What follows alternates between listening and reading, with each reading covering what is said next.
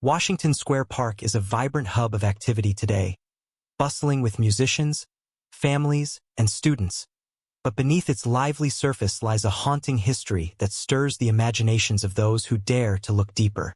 Once a burial ground in the 1800s, the park is said to be the final resting place of over 20,000 souls, many of whom succumbed to yellow fever.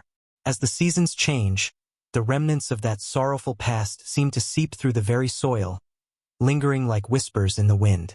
Visitors to the park often share stories of ghostly apparitions. Clad in 18th-century garb, these figures wander through the tree-lined pathways, their faces serene yet distant. Onlookers report catching glimpses of these spectral wanderers, only for them to fade away as if the very fabric of time had shifted. Some say they can hear faint echoes of laughter or cries carried by the breeze, remnants of lives once lived, now entwined with the present. One of the most notorious spots in the park is the infamous Hangmans Elm. This ancient tree, with its gnarled branches reaching out like skeletal fingers, bears witness to a chilling legend. It is said that Rose Butler, a servant wrongfully accused of a heinous crime, met her end beneath its boughs after a tragic turn of events involving a fire that consumed the house where she worked. In the eyes of the community, she became both victim and villain, and her spirit is rumored to haunt the tree to this day. As twilight descends, the atmosphere shifts, and the park takes on an eerier quality. Shadows lengthen and the vibrant sounds of the day begin to fade, leaving behind a hushed stillness. Those who linger near the Hangman's Elm often report a feeling of unease, as if the air itself has thickened with sorrow. Some have even claimed to see a dark figure swinging gently from one of the branches, its form indistinct but undeniably unsettling. One particularly cool autumn evening, a group of friends decided to explore the park, intrigued by the tales of its haunted history. Armed with flashlights and a sense of adventure, they made their way to the old elm, drawn by its haunting presence. The moonlight filtered through the leaves, casting a silvery glow that danced on the ground beneath their feet. "Do you really think we'll see anything?" Sarah, the most skeptical of the group, asked, a hint of nervous laughter in her voice. "I've heard stories about the ghosts," Mark replied, his tone serious, "especially about Rose. They say she's still searching for justice." As they gathered around the tree, the atmosphere thickened. The wind rustled through the branches, and an otherworldly chill swept through the air. They took turns sharing ghost stories, each tale adding to the unease that hung around them like a shroud. Suddenly, a flicker of movement caught Sarah's eye. "Did you see that?" she gasped, pointing toward the tree. Everyone turned, their hearts racing. In the dim light, they saw a shadowy figure, swaying gently from a low branch. It was indistinct, almost blending into the bark of the tree, but the outline was unmistakable. "I don't like this," Sarah whispered, stepping back. "Maybe we should go." But before they could leave, the figure seemed to shift, revealing a pale face framed by dark hair. The friends stood frozen, caught between fear and fascination. "Who are you?" Mark called out, his voice steady despite the pounding of his heart. "Are you Rose?" The figure paused, and a voice, soft and sorrowful, drifted through the night. "I seek justice. I seek to be remembered." The friends exchanged incredulous glances, the weight of the moment crashing over them. "What do you want?" another friend asked, stepping forward cautiously. "Tell my story," the apparition pleaded, the air around them growing colder. "The truth must be known. I did not cause the fire." As she spoke, a sudden gust of wind rushed through the park, and the leaves danced wildly in a frenzy. The figure's form shimmered, as if caught between worlds, and the friends felt a rush of compassion for the spirit. "We will tell your story," Mark promised, feeling a sense of urgency wash over him. "We won't let you be forgotten." With that, the figure nodded, a look of gratitude crossing her face. "Thank you," she whispered, before dissolving into the night, leaving only a soft rustling of leaves in her wake. The friends stood in stunned silence, the reality of what had just occurred sinking in. They had experienced something truly extraordinary, a connection to the past that felt both eerie and profoundly meaningful. As they made their way out of the park, they felt a renewed sense of purpose.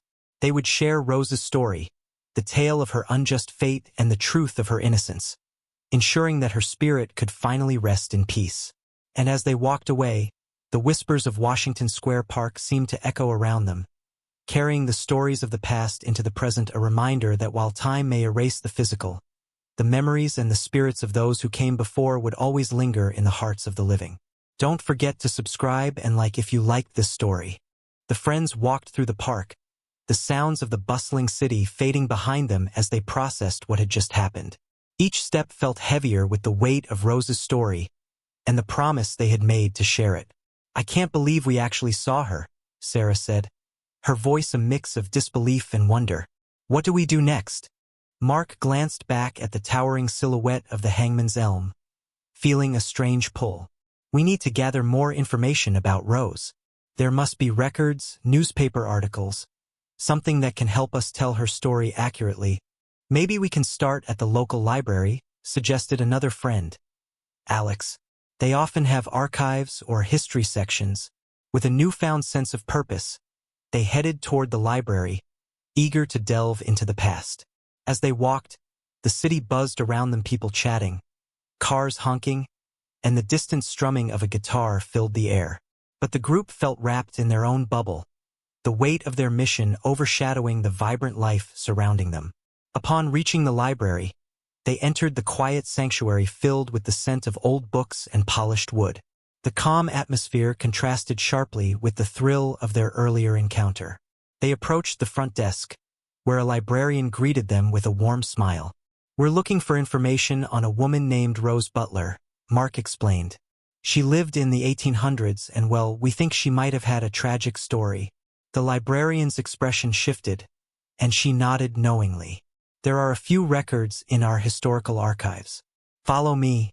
They followed her to a back room filled with shelves of dusty volumes and historical newspapers. As she guided them, the friends exchanged excited glances, their hearts racing with anticipation. This was it, the chance to uncover the truth.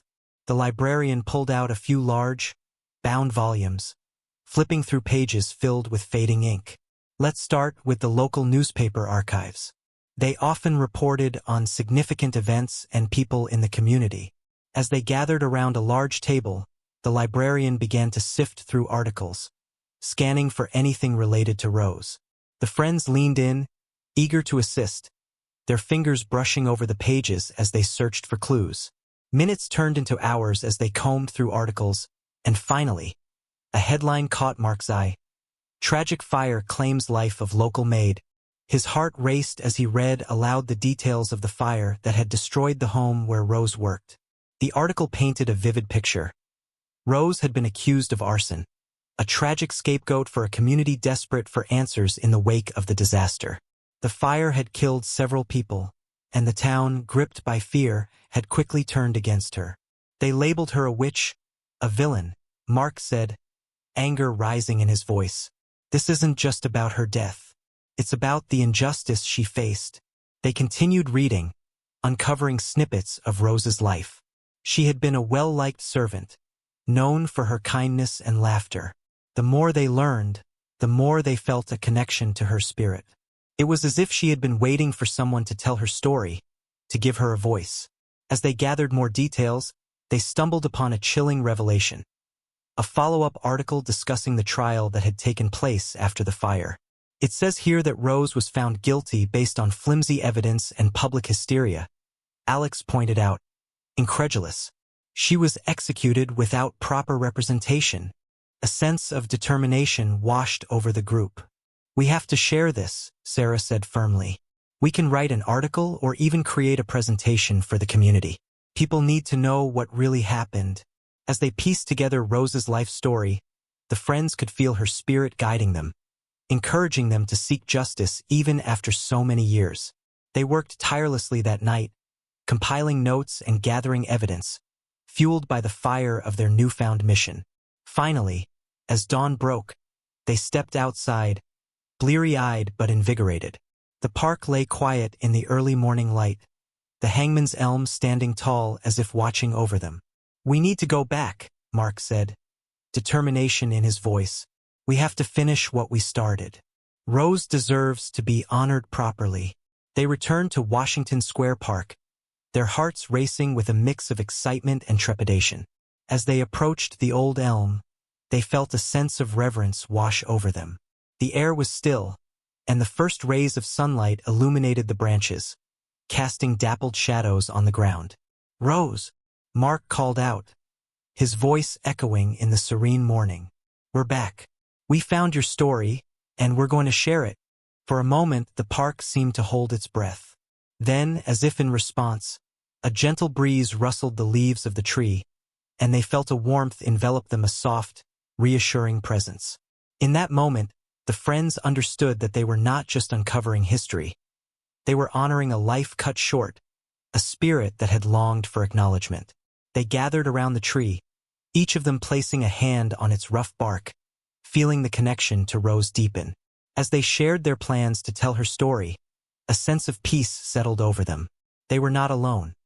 Rose was with them, guiding them as they moved forward with their mission.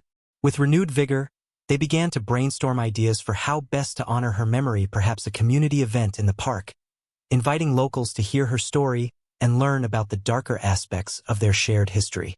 Little did they know, as they forged ahead with their plans, the shadows of the past were still lingering, and Rose's presence would continue to shape their journey in ways they had yet to understand. As the sun climbed higher, casting a golden hue over Washington Square Park, the friends gathered around the Hangman's Elm, their minds buzzing with ideas. The promise to honor Rose Butler weighed heavily on their hearts, and they could feel her spirit surrounding them, guiding their thoughts. "What if we organized a community gathering right here?" Sarah suggested, her eyes sparkling with enthusiasm. "We could invite local historians to speak about the park's history and the stories of those buried here, including Rose's." Mark nodded. "We could also create an art installation, something that reflects her story, maybe even using the imagery from the diary entries we found." Alex chimed in, "And we can include a moment of silence to remember not just Rose but all the lives lost here. It's important for people to understand the depth of this place's history." With their ideas flowing, they began to outline a plan. They would reach out to local organizations, historians, and artists, turning their promise into a community event that could shine a light on the dark history that had long been buried. As they talked, a couple of joggers passed by, giving them curious glances. The friends shared knowing smiles, understanding that the park held secrets not visible to the casual observer. They were part of something bigger now, an effort to breathe life into the past and honor the memories that lingered. As they began to flesh out details, a sudden chill swept through the park, momentarily silencing their laughter.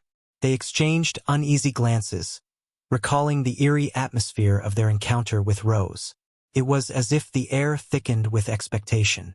"Do you think she knows what we're planning?" Sarah asked, her voice barely above a whisper. "I hope so," Mark replied, glancing up at the Hangman's Elm. "I want her to feel our respect and our determination to tell her story." Just then, the wind picked up, rustling the leaves in a way that felt almost like a whisper. The friends paused, holding their breaths, as a soft, almost melodic sound seemed to emanate from the tree.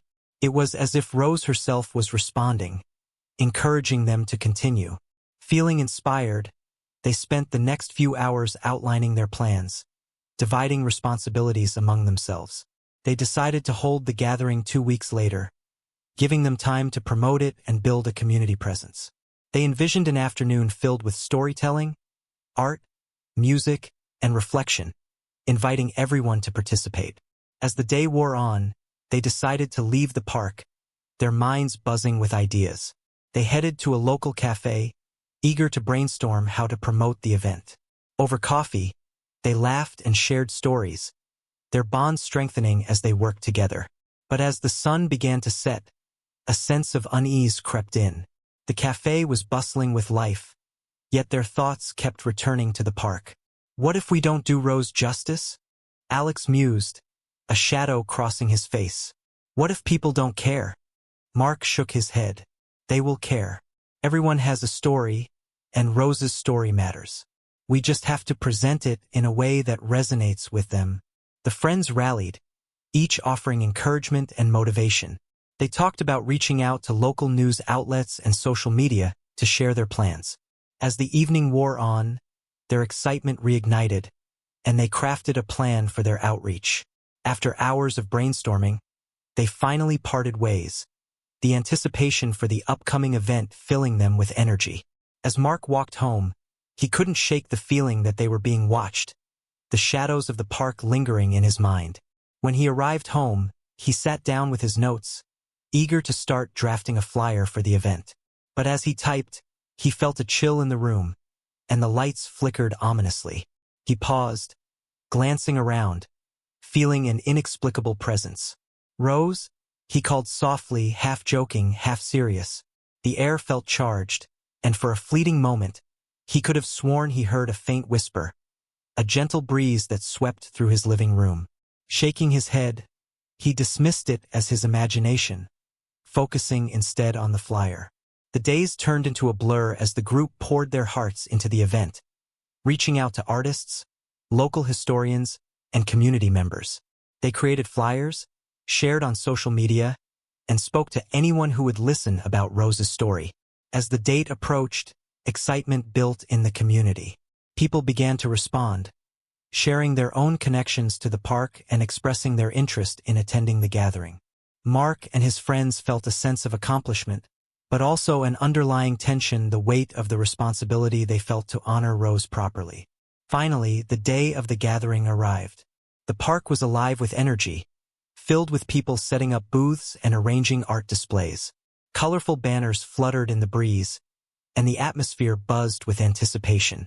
Mark, Sarah, and Alex arrived early to set up their space, decorated with photographs of the park and snippets of the history they had uncovered. As the crowd began to gather, the friends exchanged nervous glances. Excitement mingled with apprehension. "Do you think she's here?" Sarah asked, scanning the crowd. "Maybe," Mark replied, feeling a strange sense of calm wash over him. "If she is, I hope she knows how much we care." As the event began, local historians shared stories, and artists unveiled their work inspired by the park's history. The energy was palpable, and the friends felt a growing sense of pride in what they had accomplished. Then, as they prepared for their moment to speak, a hush fell over the crowd. The friends took the stage, hearts pounding, and Mark began to share Rose's story. He spoke of the injustice she faced, the community's fear, and the resilience of her spirit. As he spoke, he felt a surge of energy around him, as if Rose herself was standing beside him, encouraging him to share every detail. The crowd listened intently, and Mark could see the impact of their words on the faces in front of them. But as they shared the truth about Rose, the wind picked up again, rustling through the trees and causing a shiver to run down Mark's spine. He glanced at the Hangman's Elm, and for a fleeting moment, he could almost see her shadow lingering there, a silent guardian of the stories that had been buried for far too long. With every word they spoke, they honored Rose and the many souls who had passed through Washington Square Park, each one deserving of remembrance. As they concluded their presentation, a wave of applause erupted, and the friends felt a swell of gratitude and fulfillment wash over them. "Thank you for helping us remember," a voice from the crowd called out, and others echoed the sentiment. The friends exchanged relieved smiles, knowing they had made an impact. As the sun began to set, casting a warm glow over the park, they felt an overwhelming sense of peace. They had not only shared Rose's story but had also fostered a deeper connection within the community, reminding everyone of the importance of remembering the past. But as they celebrated their success, they couldn't shake the feeling that their journey wasn't over. There were still stories to be uncovered, spirits to honor, and truths waiting to be revealed in the shadows of the park. And as they looked up at the Hangman's Elm, they sensed that Rose was still watching over them, her legacy just beginning to unfold. As the sun dipped below the horizon, casting a golden light over Washington Square Park, the friends felt a profound sense of accomplishment. They had successfully shared Rose's story, and the community had embraced it wholeheartedly. With the event winding down, Mark, Sarah, and Alex gathered near the Hangman's Elm, feeling the weight of their journey lift. They shared stories of their experiences, laughter mingling with the evening air. When a soft breeze rustled the leaves overhead, it felt like a gentle acknowledgement from Rose herself. In the weeks that followed, the community continued to honor her memory, sharing their own stories and connections to the park. Inspired by the gathering, local historians launched initiatives to preserve the park's history, ensuring that the narratives of those buried beneath its soil would never be forgotten. As the friends moved forward, they knew their work was not done. They felt a calling to continue exploring the hidden stories of their city, to seek out the spirits who lingered in forgotten places. With Rose as their guiding light, they embraced their newfound purpose, ready to uncover more of the past and share it with the world. And so, under the watchful branches of the Hangman's Elm, the legacy of Rose Butler lived on, intertwined with the hearts of those who dared to remember. Don't forget to subscribe and like if you liked this story.